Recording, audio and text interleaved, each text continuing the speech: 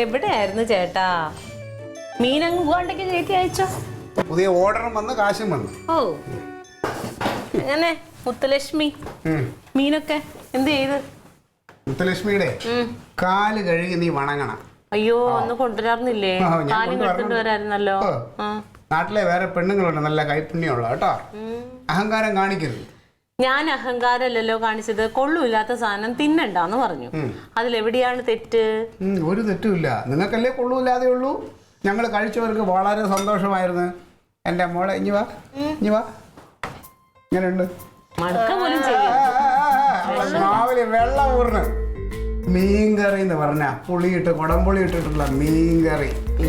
എല്ലാ മീനും കൊടംപുളിയിട്ട് തന്നെ വെക്കണം. അല്ലാതെ കൊടംപുളിയിട്ടോ മീൻകറി മറ്റേ പറഞ്ഞ മുത്തലക്ഷ്മി മാത്രമൊന്നുമല്ല.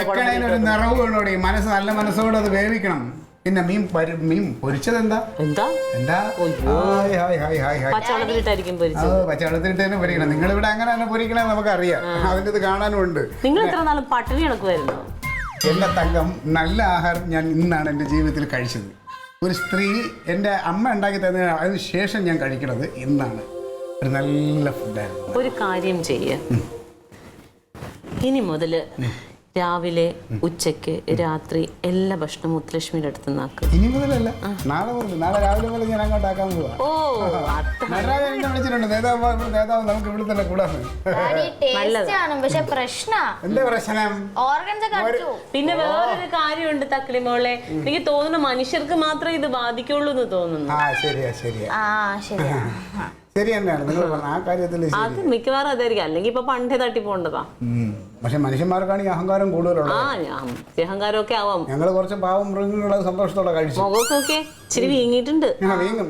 അതെന്താ പറയാ, നല്ല രീതിയിൽ ഭക്ഷണം ചെന്നതിന്റെ ആ ഒരു ഉണർവാണ് നല്ല ഭക്ഷണത്തിന്റെ. നീ ആരെ തോപ്പിക്കാനാണ്? എവിടെന്നെങ്കിലും കേട്ട എന്തെങ്കിലും ഒരു അറിവ് കൊണ്ട് ഉടനെ അങ്ങ് വലിയ ആളാവുകയാണ്. ബാക്കി എല്ലാ ആൾക്കാരെല്ലാം പൊട്ടന്മാര്. പിന്നെ ക്ലീറ്റോ മാത്രം എല്ലാം തികഞ്ഞ് എല്ലാം അറിയാവുന്ന. നീ പറയല്ലേ, നീ ഇതൊക്കെ വിഷം എന്ന് പറയണേ. നീ അടുക്കളയിൽ ഉപയോഗിക്കണ ഉപ്പിലെന്താ വിഷമില്ലേ? നിനക്കറിയാമോ ഉപ്പ് എങ്ങനെ ഉണ്ടാക്കണത്?